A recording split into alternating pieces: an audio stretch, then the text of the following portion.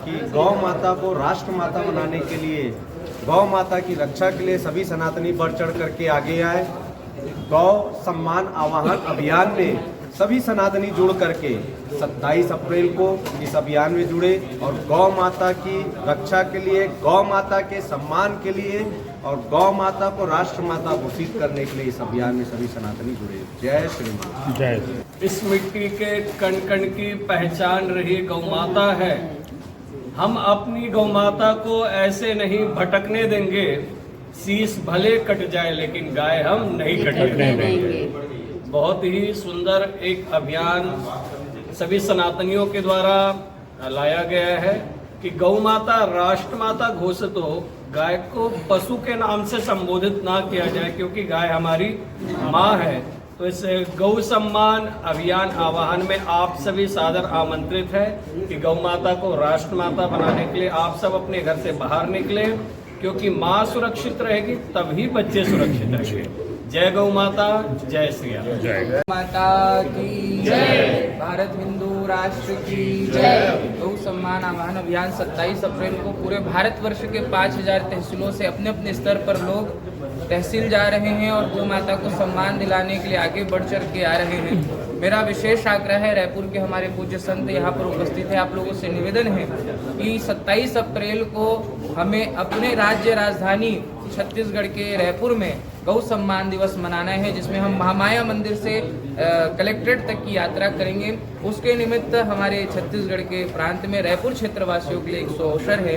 27 अप्रैल के निमित्त श्रीमद् गौ भागवत कथा रायपुर में, बंधुआ पारा हनुमान मंदिर, हनुमान मंदिर लाखे नगर में श्रीमद् गौ भागवत कथा का आयोजन है, जिसमें आप सभी भक्त सादर आमंत्रित हैं। पूज्य संतों से भी निवेदन है कि आप लोग भी इसमें विशेष रूप से आमंत्रित हैं। जगत जननी गौ माता की जय। आप अपना परिचय दें पहले। मैं नीतू रानी गुप्ता गौ सम्मान आह्वान अभियान के तहत ये चाहती हूँ कि सभी सनातनी इस कार्य में जुड़े, सहभागिता दें और इस कार्य को पूर्ण सफल करें और सदा ही गौ माता के लिए तत्पर रहें। 27 अप्रैल। जी, मैं कुछ सवाल करना चाहूँगा आपसे। जिस प्रकार देखा जा रहा है, कई वर्षों से गौ माता को राष्ट्र माता घोषित करने के लिए आंदोलन, कई प्रकार के प्रयास किए जा रहे हैं, तो आपको क्या लगता है कि अब की बार यह प्रयास सफल होगा कि नहीं? सफल ही नहीं, पूर्ण सफल होगा और पूर्ण विश्वास के साथ है। अब तो ये पूरे भारत में चल रहा है और सभी संत समागम भी हुआ है, सभी संतों के द्वारा भी हुआ है और एक दिन नहीं होगा लेकिन एक दिन जरूर परिवर्तन होगा। अब ये वह दिन आ गया है कि परिवर्तन होना ही होना है। जी, जिस प्रकार आपका कहना है कि गौ माता को राष्ट्र माता घोषित कर दिया जाएगा, तो क्या उससे क्या परिवर्तन आएंगे जीवन? क्या गौ माता कटना बंद होगी? क्या तस्कर में सुधार होगा कि क्या होगा? ऐसे कई क्षेत्रों में सुनाई आ रहा है कि गौ माता को राज्य माता घोषित किया गया वहाँ के राज्य के द्वारा, पर भी वहाँ पे गौ तस्करी बंद नहीं हुई है, कटना बंद नहीं हुई है, तो क्या होगा इसका? अभी तो कुछ भी नहीं हुआ है, धीरे धीरे बहुत कुछ परिवर्तन हुआ है। पहले जितना हो रहा था अभी उसमें सुधार हुआ है और ये सब अभियान के दौरान एक नियम लागू होगा, कुछ कानून बनेगा तो उसमें तो फर्क पड़ना ही पड़ना है और 100% पड़ेगा। जिस प्रकार बार बार सुनाई आता है, आरंग क्षेत्र में जब गौ तस्करी होती है, हमारे गौ सेवक भाई लोग उन्हें जाके पकड़ते हैं, पुलिस में अंदर भी करवाते हैं और पुनः वापस वही पे दोबारा वही काम होता है। बार बार वहाँ पकड़े में जा रहे हैं और बार बार वो छूट भी जाते हैं, ये सुनाई आता है। हाँ। तो क्या होना चाहिए उसके लिए? अभी तक तो यही हुआ, तस्करी पकड़े, थाने तक गए, बाकी बात छोड़ करके चले जाते थे। बट अब ऐसा नहीं होगा। जो भी होगा, अगर तस्कर पकड़े गए हैं तो पूर्णतः उसमें जब तक कार्रवाई नहीं होगी तब तक वहाँ पर हम लोग शांत नहीं बैठेंगे। और जिस दिन एक नियम और कानून बन जाएगा तो अच्छों को डरना पड़ेगा और सुधार भी होगा। धन्यवाद। जी, आपका परिचय? मेरा नाम सुरभि दास है और मैं बिहारी दीक्षा नगर रायपुर छत्तीसगढ़ से। जी, जिस प्रकार गौ सेवा और अभी मंदिर के विषय में बोला गया बहुत कुछ कि सबको एकजुट करेंगे, बार बार सुनने में आता है कि मंदिर एक ट्रस्ट बना है और ट्रस्ट के विरोध में भी ट्रस्टी अलग से और बने हुए हैं। एक ही मंदिर के 3 ट्रस्टी बनने के लिए तैयार बैठे हैं। और हर बार सुनाई आता है कि वहाँ से 2 लाख रुपए गबन किया ट्रस्टी ने। कोई मस्जिद नहीं या कोई मजार ने नहीं, ट्रस्टी ने ही 2 लाख रुपए खा गया। गौ माता का विषय रखिए। ट्रस्टी ने 2 लाख रुपए खा लिया, तो उस विषय में क्या होना चाहिए? हर बार पेपर में छपता है कि पेटी खुली और 2 लाख रुपए गबन किया गया, और सब वहाँ के लोग आपस में एक दूसरे के ऊपर लांछन लगाते हैं। उस पर क्या होना चाहिए? इस पर जो है विशेष रूप से जो सदस्य होते हैं, भ्रष्ट होते हैं, उनको इसके ऊपर बहुत अच्छा कड़ा कार्रवाई करना चाहिए जो लोग इसमें घपला कर रहे हैं। और विशेष रूप से ऐसे ट्रस्टियों का संगठन बनना चाहिए जो धर्म और अध्यात्म से संतोष से जुड़े हों, जो मंदिर के पैसे को ऐसा समझे कि वो भगवान के लिए आया तो उसमें किसी का हाथ नहीं है।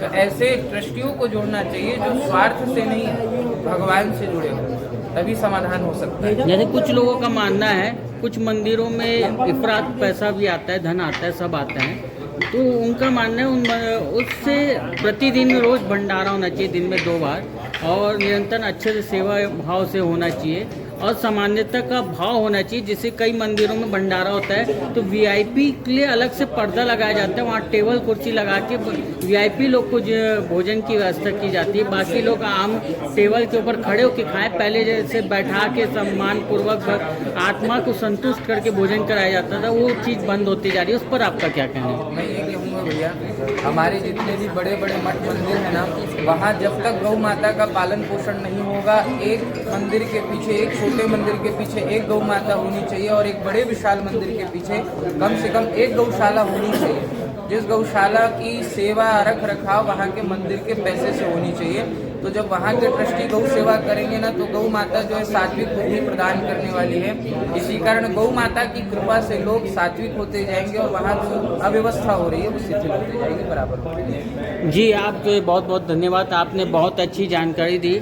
और अभी आप 27 अप्रैल को जो गौ माता को राष्ट्र माता घोषित करने के लिए यात्रा निकाल रहे हैं और जो सम्मान की बात कर रहे हैं, उसके विषय में आज देशवासी को आप क्या संदेश देना चाहेंगे और क्या कहना चाहेंगे? मैं ये कहना चाहूँगा कि भैया ये हमारी माँ की बात है।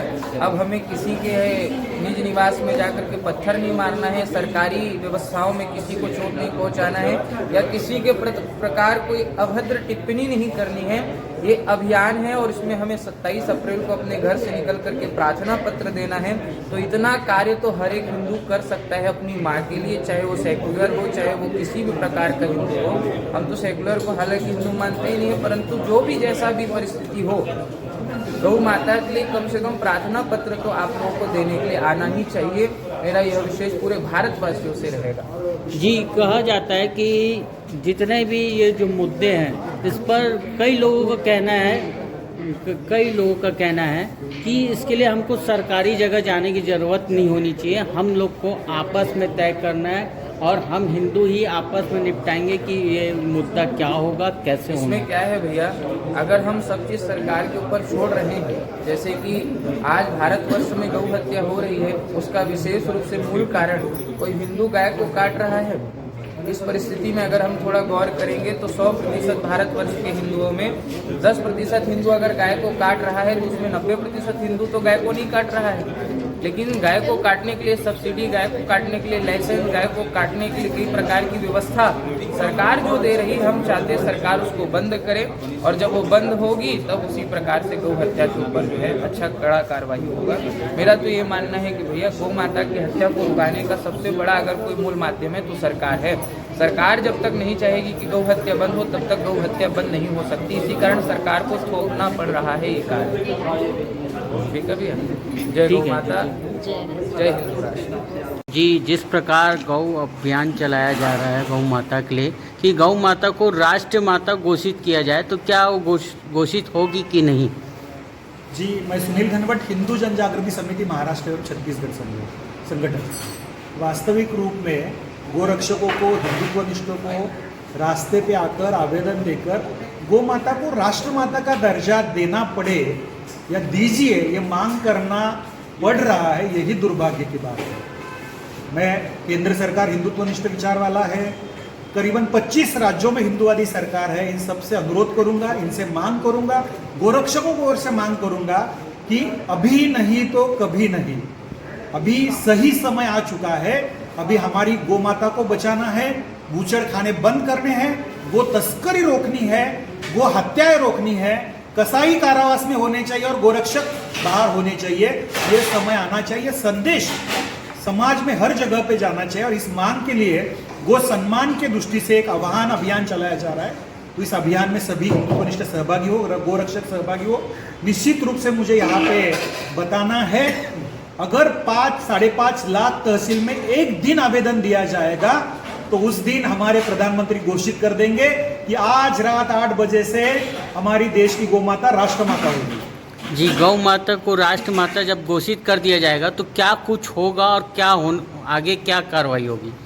जी, बहुत अच्छा प्रश्न आपने पूछा कि जब कोई गौ माता को राष्ट्रमाता का दर्जा दिया जाता है, कोई कानून बनता है, तो क्या फर्क पड़ता है। तो निश्चित रूप से जो एक डर पैदा होता है वो डर आज आवश्यक है। अगर गोमाता को राष्ट्रमाता का दर्जा दिया जाएगा तो निश्चित रूप से जैसे राष्ट्रीय पशु घोषित किया जाता है, राष्ट्रीय प्राणी घोषित किया जाता है, तो उस समय बड़े नियम कानून और कठोर रहते हैं। उसका अमल चाहे प्रशासकीय अधिकारी हो, चाहे पुलिस हो, चाहे आम जनता हो, इन सबको करना पड़ता है। गोमाता को राष्ट्रमाता का दर्जा दिया जाएगा तो उस समय गोमाता को कोई कसाई खाने में नहीं दे सकता है, उस पर निर्बंध आ सकते हैं, उनके ऊपर कानूनन कार्रवाई हो सकती है।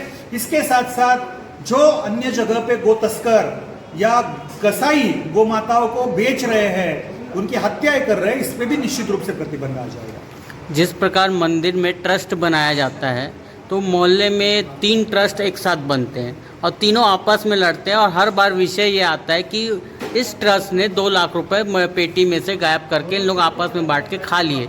ये विषय बार बार आता है और हर बार एक ही और पेपर में छपता है कि 2 लाख मंदिर से गपन हुआ। इस पर आपका क्या कहना है? जी, मैं यहाँ पे एक मंदिर न्यासियों को और मंदिर पुरोहित पुजारियों को आह्वान करना चाहूँगा कि किसी एक मंदिर में कोई घटना होती है तो इसका परिणाम पूरे मंदिर संस्कृति पर हो जाता है, पूरे पुजारी समाज पे हो जाता है। तो कृपा करके ऐसे कोई झगड़े आपके रहेंगे, आपसी विवाद रहेंगे, तो आपसे आप निपटाइए। हमारे गलती के कारण पूरे मंदिर बदनाम नहीं होने चाहिए। और जहाँ पे ऐसी कुछ घटनाएं होती है तो उसमें बहुत बार आपसी मतभेद रहते हैं। हाँ, मैं ज़रूर ये कहूँगा कि मतभिन्नता हो सकती है, लेकिन मनभिन्नता मत लाइए। भगवान की पूजा हम कर रहे हैं, भगवान को विश्वस्त आपको भगवान ने बनाया हुआ है, तो विश्वस्त भरत जी जैसा होना चाहिए। 14 साल के वनवास में जब राम जी थे तो उनकी जो खड़ावा थे वो उन्होंने आसन पे रख के एक न्यासी के भांति, एक विश्वस्त के भांति राज्य चलाया। उस प्रकार से भगवान ने आपको अवसर दिया है मंदिर चलाने का, उसकी व्यवस्था देखने का, ना कि आपको अधिकार या हक दिया हुआ है। तो ये बात आप समझे और आपसी समन्वय से आपस में मिलके संगठित रूप से मंदिर चलाइए। निश्चित रूप से वहाँ पे भक्त, हिंदुत्वनिष्ठ सर्व समाज आपके साथ रहेगा। जी, जिस प्रकार अभी देखा गया है कि कई लोग का मानना ये है कि हमको कोई भी बात होता है मंदिर विषय या कुछ भी, हम लोग न्याय पर जाते हैं और कोर्ट कचहरी अदालत और पुलिस को हम दरवाज़ा खटखटाते हैं। कुछ लोगों का मानना ये कि उसको खटखटाना ना पड़े, हम खुद फैसला लेंगे आपस में मिलजुल के। इस पर आपका क्या कहना है? बिल्कुल, मंदिर का कोई भी न्यायिक मामला हो जाए तो वो चैरिटी कमिश्नर ऑफिस हो या फिर सरकार या फिर पुलिस हो या फिर न्यायालय हो, यहाँ पे जाना ही नहीं चाहिए। ये आपसी मामला है, मंदिर का मामला है। धार्मिक दृष्टिकोण से इसकी ओर देखा जाए, या कभी किसी ने देखा है कि मस्जिद में कोई हो जाता है तो न्यायालय में जाता है, चर्च में किसी कपला हो जाता है तो कोई न्यायालय में जाता है। तो मंदिर की व्यवस्था की दृष्टि से जो कुछ हो रहा है, अगर हुआ भी तो आपस में निपटाना चाहिए और मंदिर का हित ध्यान में लेके अपने काम करना चाहिए। जी, धन्यवाद। जय जय